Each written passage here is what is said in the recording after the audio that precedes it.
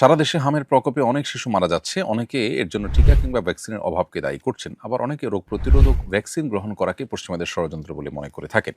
এ ব্যাপারে আপনার নামে অনেক ফটোকার্ড চোখে পড়েছে। এটি আসলে কতটুকু সঠিক? কোনো ঔষধ বা ভ্যাকসিনে ক্ষতিকর উপাদান আছে বলে প্রমাণ না থাকা সত্ত্বেও এমন অভিযোগ তোলা কি সঙ্গত?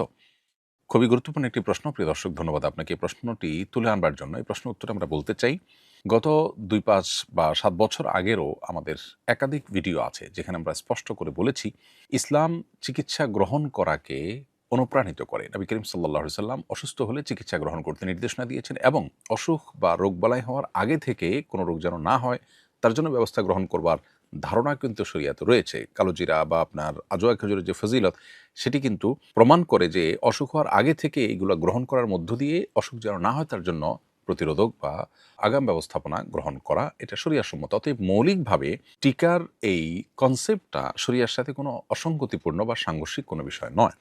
আমরা কোভিড-19 সময় যতটুকু মনে পড়ে আমার, যে আমরা বলেছিলাম পরিষ্কার করে, এবং এ বিষয়ে অনলাইনে নিশ্চয়ই আপনি ভিডিও পাবেন খুঁজে দেখলে, যে তখনও পর্যন্ত যেহেতু কোভিড-19 টিকার তেমন কোনো ক্ষতিকর সাইড এফেক্ট প্রকাশিত হয়েছিল না, যেহেতু আত্মরক্ষার একটা ব্যবস্থা হয়েছে এবং আমাদের কাছে এর ক্ষতিকর কোনো কিছু এখনও স্পষ্ট না, অতএব আত্মরক্ষার জন্য এটি গ্রহণ করাটাই হলো শরিয়া নির্দেশনা এবং শরিয়া সম্মত।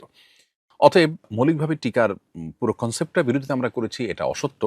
আবার পার্টিকুলারলি এই হামের টিকার বিষয়ে অনেকে আমাদের নামে মিথ্যাচার করেছেন, আল্লাহ তাদেরকে হেদায়েত দান করুন। এ বিষয়ে আমাদের কোনো মন্তব্যই আসলে নেই স্পষ্ট করে বা আলাদা করে পার্টিকুলার এই টিকার ব্যাপারে। তবে হ্যাঁ, আমরা টিকার ব্যাপারে যে কথা বলেছিলাম সেটা হলো যে, মাঝে একটা টিকা নেয়ার পর স্কুলে মেয়েদের জন্য যে স্পেশাল একটা টিকার ব্যবস্থা ছিল, সেই টিকা গ্রহণ করার পর প্রচুর পরিমাণে নিউজ হয়েছে গণমাধ্যমগুলোতে যে বিভিন্ন জায়গায় বাচ্চারা অসুস্থ হয়ে পড়েছে। এটি একটি পরিস্থিতি। আরেকটি পরিস্থিতি হলো যে, যদিও প্রত্যেকটা ঔষধ বা আপনার টিকা এগুলো যথাযথ পরীক্ষা-নিরীক্ষার মাধ্যমে এটি যখন মানুষের জন্য উপযোগী প্রমাণিত হয়, প্রটোকল অনুযায়ী তারপরে সেটি মানুষের জন্য ব্যাপকভাবে দেয়ার কথা। আমরা বলেছিলাম যে কোনো টিকা বা কোনো ঔষধের যদি ক্ষতিকর দিক কারো কাছে প্রমাণিত হয়, প্রকাশিত হয়, সেটা বাচ্চার জন্য, বাচ্চার প্রসঙ্গ এসছে যেহেতু বাচ্চার জন্য বলি, যেহেতু স্কুলে মেয়েদের টিকা দেওয়ার ফলে অসুবিধা তৈরি হয়েছিল, বা বয়স্কদের জন্য হতে পারে। ধরুন এই যে কোভিড-19 টিকার এখন যে সাইড এফেক্ট গুলো এখন বিশ্বব্যাপী আপনার আলোচিত হচ্ছে এবং উঠে আসছে, এর ফলশ্রুতিতে কেউ যদি এটা গ্রহণ না করতে চায়, সেই অধিকার তার আছে। এবং এটা তো আপনার ওপেন সিক্রেট ব্যাপার যে গরিব দেশগুলো বা গরিব দেশের মানুষগুলো তাদের সাথে উন্নত দেশগুলো সবসময় ইনসাফপূর্ণ আচরণ করে না। কথা অনেক সুন্দর, সুন্দর বলে, ভালো, ভালো কথা বলে, কিন্তু ইনসাফপূর্ণ আচরণ করে না। সে বিষয়টিকে মূলত আমরা তুলে ধরেছিলাম। আমরা পুরো টিকা গ্রহণ করার প্রক্রিয়াটার বিরুদ্ধে অথবা আপনার পুরো জিনিসটাকেই পশ্চিমা ষড়যন্ত্র বলে আখ্যায়িত করিনি। অতএব এ ব্যাপারে যদি কেউ আমাদের ব্যাপারে কোনো ফটোকার্ড তৈরি করে, কোনো বিশদগার তৈরি করে, তাহলে সেটা তার একান্তই বিভ্রান্তি বা তার একটা চাপিয়ে দেওয়া বিষয় আমরা বলতে চাই। তবে একজন সচেতন অভিভাবক বা একজন সচেতন মানুষ তিনি ওষুধ হোক, টিকা হোক, যেটা গ্রহণ করছেন সেটা তার জন্য উপকারী না ক্ষতিকর, সেটার কোনো ক্ষতিকর দিক আছে কিনা, সাইড এফেক্ট আছে কিনা, সে সম্পর্কে ওয়াকিবহাল থাকা, সে সম্পর্কে সচেতন থাকা, এটা তার কর্তব্যের অংশ। সেটা তিনি অবশ্যই তার বাচ্চার জন্য, তার নিজের জন্য সেটা বিবেচনা করবেন। কিন্তু মোটা দাগে এই বাচ্চাদের টিকা গ্রহণের এই প্রক্রিয়াটার বিরুদ্ধে আমাদের বক্তব্য যে দাঁড় করানোর চেষ্টা কেউ, কেউ করেছেন, এটা খুবই দুর্ভাগ্যজনক এবং অসঙ্গত। কোনো ঔষধ বা কোনো টিকা, কোনো ভ্যাকসিন এগুলোর ক্ষতিকর কোনো দিক প্রমাণিত না হওয়া সত্ত্বেও সেটাকে ক্ষতিকর বলা ঢালাওভাবে, এটা অবশ্যই অসঙ্গত কথা এবং এরকম কথা আমরা বলিনি।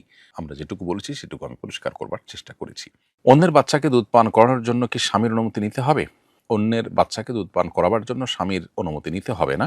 সেই দৃষ্টিকোণ থেকে দুধ পান করানো না করানো এটা তার এখতিয়ারভুক্ত বিষয় এবং তার একান্ত ব্যক্তিগত বিষয়। তারপরও দাম্পত্য জীবনে যেন কোনো প্রকার অশান্তি তৈরি না হয়, সেজন্য এই সমস্ত ইস্যুগুলোতে স্বামী স্ত্রী পরস্পর এর মধ্যে বোঝাপড়া থাকাটা গুরুত্বপূর্ণ এবং ভালো। স্বামীর উচিত যেমন স্ত্রীকে তার কোনো অধিকার থেকে বঞ্চিত না করা, তাকে কোনো কিছু চাপিয়ে না দেওয়া। স্ত্রীর উচিত যথাসম্ভব স্বামীর আনুগত্য করা এবং স্বামীর সুবিধা অসুবিধার দিকগুলোকে সবসময় বিবেচনায় রাখা। আকিকার পশু দান করে দিলে কি আকিকা আদায় হয়ে যাবে?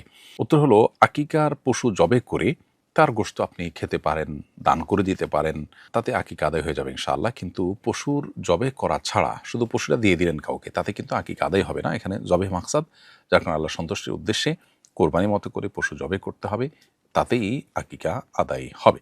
ইমানের সাথে মৃত্যু হওয়ার কি কোনো আমল আছে? জানাবেন প্লিজ। ইমানের সাথে মৃত্যু হওয়ার জন্য অনেক আমল আছে। সবচেয়ে বড় আমল হলো ইমান আনয়ন করা এবং আত্মশুদ্ধি করা। অর্থাৎ নিজেকে পরিশুদ্ধ করবার চেষ্টা অব্যাহত রাখা হলো ঈমানের মৃত্যুর সবচেয়ে বড় এবং সবচেয়ে সাধারণ এবং কমন উপায়। কারণ কোরআন কারীমে আল্লাহ তাআলা বলেছেন, ফামান আমানা ওয়া আসলাহা ফালা খাউফুন আলাইহিম ওয়া লা হুম ইয়াহজানুন। যারা ঈমান আনবে এবং নিজের সংশোধন করে নিবে, তাদের কোনো পেরেশানি থাকবে না। অতএব ঈমান আনা এবং আত্মশুদ্ধি করা, নিজেকে সবসময় প্রতিনিয়ত ভুল থেকে সঠিকতার পথে নিয়ে আসার চেষ্টা অব্যাহত রাখা, এটাই হলো ঈমান মৃত্যুর সবচেয়ে বড় এবং কমন কারণ। পাশাপাশি বিভিন্ন আমলের বিনিময়ে জান্নাতের কথা বলা হয়েছে, শুভ পরিণতির কথা বলা হয়েছে, সবগুলোই ঈমানে মৃত্যুর আমল হিসেবে বিবেচিত হতে পারে। যেমন নবী করিম সাল্লাল্লাহু আলাইহি সাল্লাম আমাদেরকে দোয়া শিখিয়েছেন, আমরা যেন আল্লাহর কাছে দোয়া করি যে আল্লাহ, আমরা যেন ভালো পরিণতির দেখা পাই, আমাদের পরিণাম যেন ভালো হয়, হোসনে খাতেমাহ বা শেষ পরিণাম যেন আমাদের ভালো হয়। অতএব আল্লাহ তাআলার কাছে সে দোয়া আমরা নিবেদন করতে পারি, আল্লাহ যেন আমাদেরকে মৃত্যু দেন ঈমানের সাথে। ওয়াতাওয়াফানি মুসলিমা, কোরআনে কোনো দোয়া আল্লাহ তাআলা আমাদেরকে শিখিয়েছেন, হে আল্লাহ, আমাকে মুসলিম করে আপনি মৃত্যুবরণ করুন। তো সেই দোয়াগুলো আমরা আল্লাহর কাছে নিবেদন করতে পারি। এর মাধ্যমে আশা করা যায় যে আমরা ঈমানের মৃত্যু লাভ করব। এর পাশাপাশি নবী করিম সাল্লাল্লাহু আলাইহি সাল্লাম এবং আনসার এবং মুহাজির সাহাবীদের আদর্শ যদি কেউ ধারণ করেন, তার ফলশ্রুতিতেও ঈমানের মৃত্যু লাভ হওয়ার সম্ভাবনা এবং সুযোগ রয়েছে। আল্লাহ তাআলা বলেছেন, ওয়াস-সাবিকুনাল আউয়ালুনা মিনাল মুহাজিরিন ওয়াল আনসার ওয়াল্লাযীনা ইত্তাবাউহুম বিইহসানিন রাদিয়াল্লাহু আনহুম ওয়া রাদু আনহু ওয়া আ'আদ্দা লাহুম জান্নাতিন তাজরি তাহতাহাল আনহারু খালিদিনা ফিহা যালিকাল ফাওজুল আযীম। যার অর্থ হলো যে পূর্ববর্তী মুহাজির এবং আনসার সাহাবী এবং যারা তাদের পরবর্তীতে ভালো কাজ কর্মের মাধ্যমে তাদের অনুসরণ করেছে, তাদের অনুকরণ করেছে, এই উভয়ের উপর আল্লাহ তাআলা সন্তুষ্ট এবং তাদেরকে আল্লাহ তাআলা জান্নাতে প্রবেশ করাবেন। অতএব আশা করা যায় যে আমরা যদি নবী আলাইহিস সালাম এবং মুহাজির এবং আনসার সাহাবীদেরকে অনুসরণ করি, তাদের আনুগত্য করি, নেক আমলের ক্ষেত্রে তাদের ফলো করি, তাহলে ইনশাআল্লাহ বিইذনিল্লাহ সেটি আমাদের জান্নাতে যাওয়ার কারণ হতে পারে এবং সেটি আমাদের ঈমানের মৃত্যুর কারণ হতে পারে। যেহেতু জান্নাতে যাওয়ার ওয়াদা করা হয়েছে, ঈমানের মৃত্যু তার জন্য তো অবশ্যই আবশ্যক। সেজন্য ঈমানের মৃত্যু এখান থেকে হতে পারে।